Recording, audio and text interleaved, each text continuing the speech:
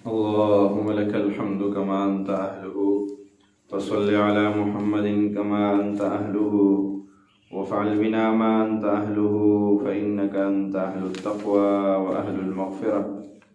اللهم صل على محمد عبدك ورسولك وصل على المؤمنين والمؤمنات والمسلمين والمسلمات. اللهم صل على محمد كما تحب وترضى له.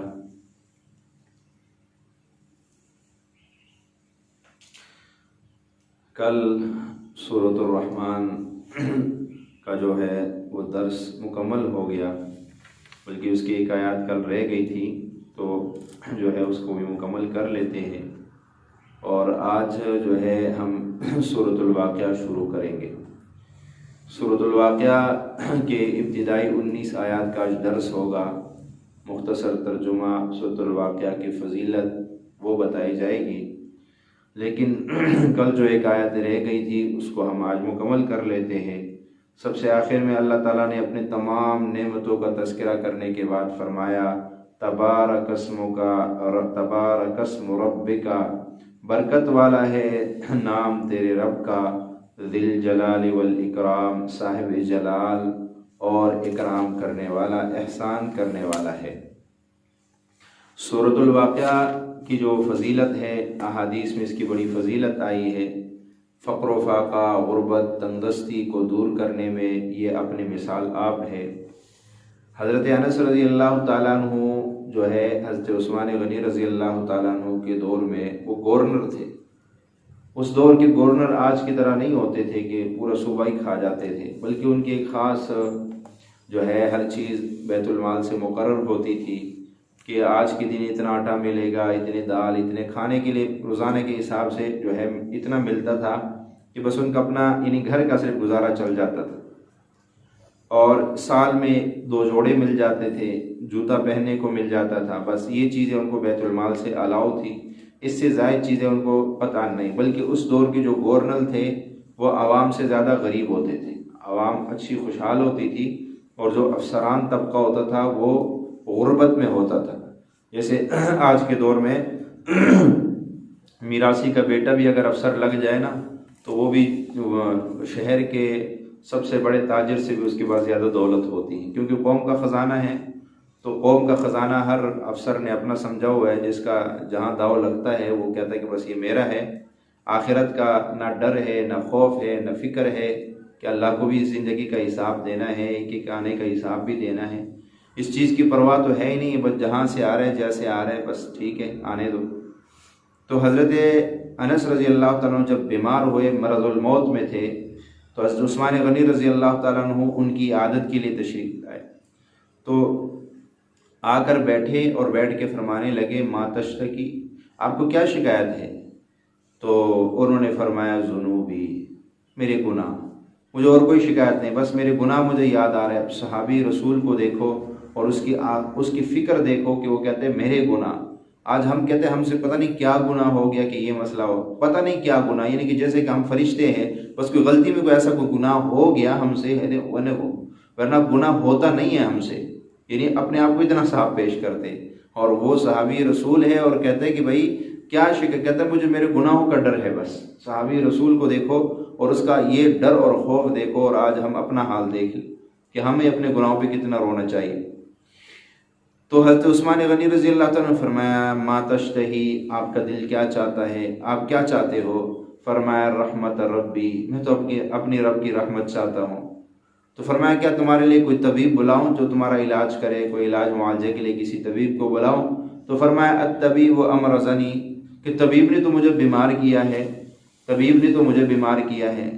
تو فرمایا تمہارے کوئی حاجت ہے، کوئی ضرورت ہے جو میں پوری کر دوں؟ فرمایا لا حاجت لی، میری کوئی حاجت نہیں ہے۔ تو فرمایا چلو تمہیں ضرورت نہیں ہے، میں تمہیں کچھ دے دیتا ہوں، تمہاری بیٹیاں جو ہے، بیٹیاں ان کی زیادہ تھی، اولاد کم تھی، یعنی نرینہ اولاد ان کی جو ہے 1-2 تھی، اور بیٹیاں بہت زیادہ تھی۔ تو فرمایا چلو تمہارے جانے کے بعد تمہاری بیٹیوں کا کیا حال ہوگا، تو چلو میں کوئی مدد کر دیتا ہوں، تمہاری بیٹیاں جو ہے اپنا نظام گزارا چلائے گی۔ تو حضرت انس رضی اللہ تعالیٰ نے فرمایا کہ نہیں، میری بیٹیوں کا مجھے کوئی ڈر نہیں ہے، ان کے فقر و فاقہ، فرمایا وہ کیوں؟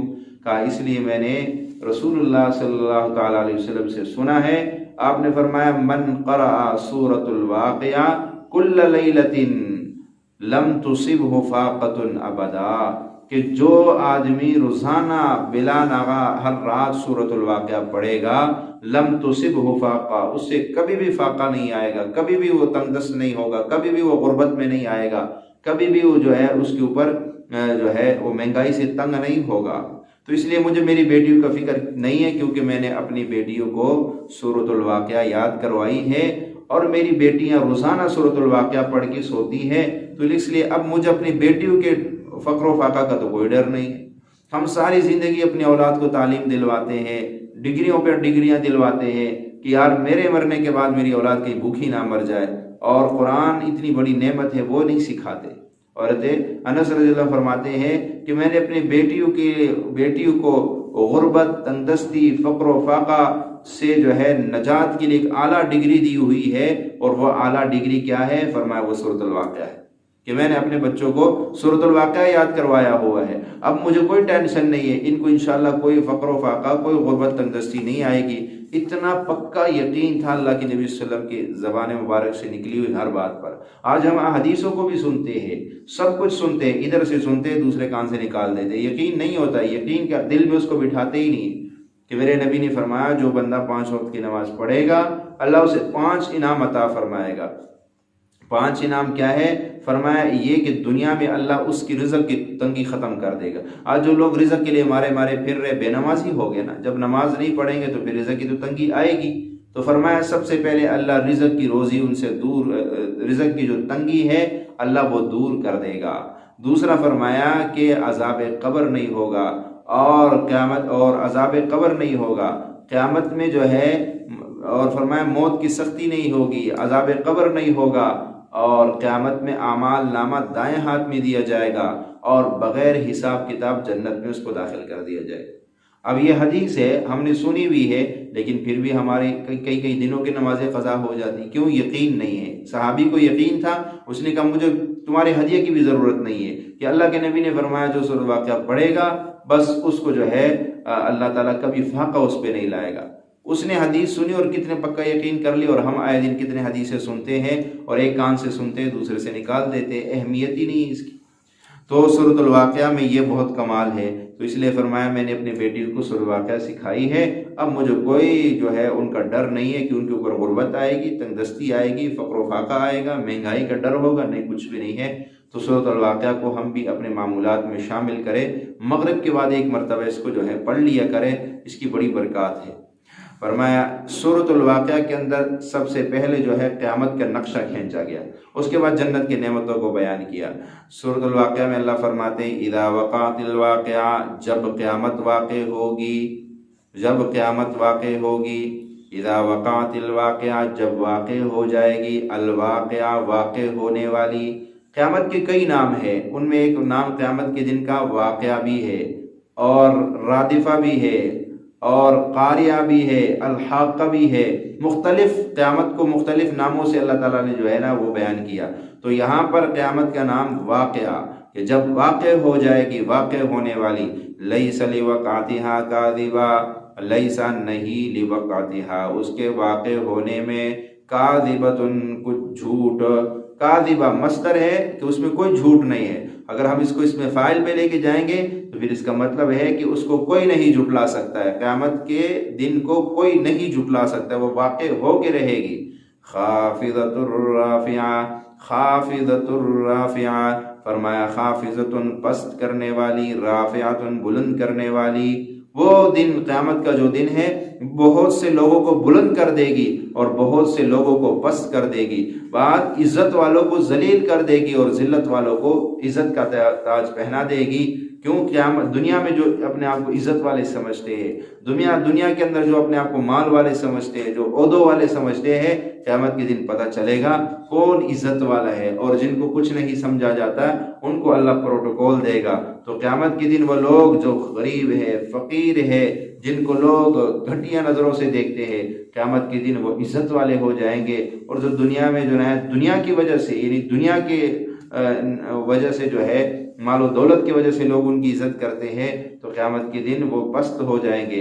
اذا رجت الارض رجا، اذا رجت الارض، جب لرزنے لگے گی زمین، رجن سخت زلزلہ، سخت لرزنا، زمین جب لرزے گی، قیامت کا نقشہ، تو فرمایا وبست الجبال بسا، وبست الجبال، اور ریزہ ریزہ ہو جائیں گے، بسن پہاڑ ریزہ ریزہ ہو جائیں گے، وبست الجبال، اور ریزہ ریزہ ہو جائیں گے پہاڑ، بسن ریزہ ریزہ ہونا، پہاڑ ایسا ریزہ ہو جائیں گے کہ فرمایا دنیا ایک میدان، ایک ایسی جیسے کہ ایک فرش ہوتا ہے کہ اس پہ مغرب سے آپ جو ہے انڈا پھینکو تو مشرق تک وہ جو ہے وہ چلا جائے گا، راستے میں سے کوئی رکاوٹ نہیں ہوگی۔ یہ دنیا ایسی ہموار ہو جائے گی، یہ پہاڑ بالکل روئی کی طرح، گالوں کی طرح اڑتے پھریں گے۔ فَكَانَتْ هَبَاءً مُنبَثًّا، پھر ہو جائیں گے غبار پراگندہ۔ وَكُنْتُمْ أَزْوَاجًا ثَلَاثًا، اور تم 3 قسم کے ہو جاؤ گے۔ اللہ ابن کثیر میں فرمایا کہ قیامت کے دن اللہ 3 گروہ میں لوگوں کو تقسیم کرے گا۔ ایک گروہ وہ ہوگا جو حضرت آدم علیہ السلام کے دائیں طرف سے پیدا ہوا ہے، وہ گروہ قیامت کے دن اللہ کے عرش کے دائیں طرف ہوگا، اور یہ وہ گروہ ہوگا جن کو اعمال نامہ دائیں ہاتھ میں دیا جائے گا، اور یہ جنت والے ہوں گے۔ اور ایک گروہ بائیں طرف ہوگا عرش کے، اور یہ وہ گروہ ہے جو آدم علیہ السلام کے بائیں طرف سے پیدا ہوئے ہیں، اور ان کو اعمال نامہ بائیں ہاتھ میں دیا جائے گا، اور یہ سب کے سب جہنمی ہوں گے۔ اور تیسرا گروہ جو ہے وہ خاص اولیاء، انبیاء، صدیقین کا ہوگا، جو اللہ کے عرش کے بالکل سامنے ہوگا، اور یہ خاص الخاص لوگ ہوں گے۔ پہلے یعنی دائیں والوں کے بنسبت یہ زیادہ خاص لوگ ہوں گے۔ تو وَكُنْتُمْ أَزْوَاجًا ثَلَاثًا، تم 3 قسم کے ہو جاؤ گے۔ فَأَصْحَابُ الْمَيْمَنَةِ، تو دائیں ہاتھ والے، مَا أَصْحَابُ الْمَيْمَنَةِ، کیا دائیں ہاتھ والے، وَأَصْحَابُ الْمَشْأَمَةِ، اور بائیں ہاتھ والے، مَا أَصْحَابُ الْمَشْأَمَةِ، کیا بائیں ہاتھ والے۔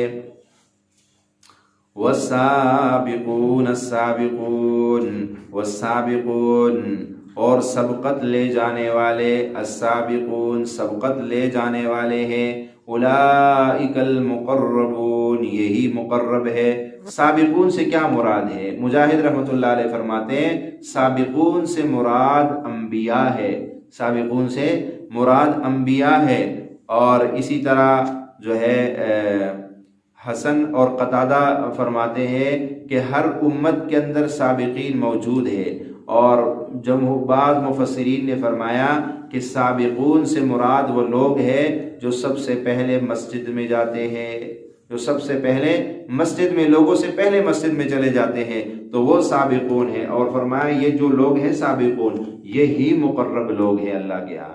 تو سابقون کا یہ بھی ہے کہ دنیا میں جو آدمی نیکی میں سبقت کرتا ہے دوسروں سے، ہر وقت نیکی کے تلاش میں ہوتا ہے، کوئی نیکی ملے فوراً کر دے، تو یہ بھی سابقون میں شمار ہے۔ تو فرمایا جو سابقون لوگ ہیں، اولئک المقربون، یہی مقرب ہے، فی جنات النعیم، فرمایا نعمتوں اور باغات میں ہوں گے، ثلۃ من الاولین، ثلہ بڑی جماعت کو کہتے ہیں، تو ثلۃ من الاولین بڑی جماعت پہلوں میں سے، وقلیل من الاخرین، اور تھوڑے پچھلوں میں سے۔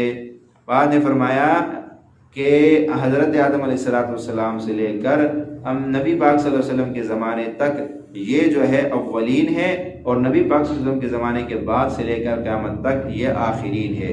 تو جو پہلوں میں ہے وہ زیادہ ہوں گے، جو آخر میں وہ کم ہے۔ پہلوں میں اس لیے کہ اللہ کے نبی صلی اللہ علیہ وسلم کی کل صحابہ کی تعداد لگائی جائے تو تقریباً 1,24,000 کے قریب یا 1.5 بنتی ہے، اور اگر پیچھے نبیوں کے تمام صحابہ کو جمع کیا جائے تو وہ ان سے بہت زیادہ تعداد میں بہت زیادہ بڑھ جاتے ہیں۔ اور اسی طرح پیچھے جو ہے لوگوں کو اگر جمع کیا جائے تو ان مسلمانوں کی تعداد اس امت کے مسلمانوں کے بنسبت زیادہ ہے۔ تو فرمایا کہ ثلۃ من الاولین بڑی جماعت پہلوں میں سے، وقلیل من الاخرین اور تھوڑی پچھلوں میں سے یعنی آخر میں سے، علی سرر موضونہ وہ لوگ سونے کے تاروں سے بنی ہوئی جو ہے یعنی کرسیوں پر ہوں گے۔ کیسی کرسیاں یا تخت کہہ لو، سرور کہتے ہیں تخت کو، تو فرمایا علی سرر، تختوں پر، موزونہ، سونے کے تاروں سے بنی ہوئی۔ وہ کپڑا موزونہ اس کپڑے کو کہتے ہیں جو سونے کے تار سے جو ہے وہ بنا ہوا ہوتا ہے۔ تو فرمایا کہ جو تخت جن پہ یہ جنتی بیٹھے ہوں گے اس میں سونے کے تاروں کا کام کیا ہوگا، یعنی وہ سونے کے تاروں سے منقش ہوں گے۔ متکئین علیہا متقابلین، متکئین تکیہ لگائے ہوئے ہوں گے، علیہا اس پر، متقابلین آمنے سامنے۔ یہ نہیں ہے کہ ایک بیٹھا پھر اس کے پیچھے دوسرا، نہیں، آمنے سامنے ہوں گے، ایک کے پیچھے نہیں ہوں گے، یہ بھی صحیح نہیں، آمنے سامنے ہوں گے۔ یطوف علیہم ولدان مخلدون، یطوف ارد گرد پھریں گے یا طواف کریں گے، علیہم ان کے، ولدان لڑکے، مخلدون ہمیشہ رہنے والے لڑکے ہوں گے، اور وہ ہمیشہ لڑکے ہی رہیں گے، یعنی وہ بڑی عمر میں بھی نہیں ہوں گے، چھوٹے بچے جس کو کہتے ہیں، تو بچے ہوں گے جو ان جنتیوں کی خدمت کے لیے پھر رہے ہوں گے۔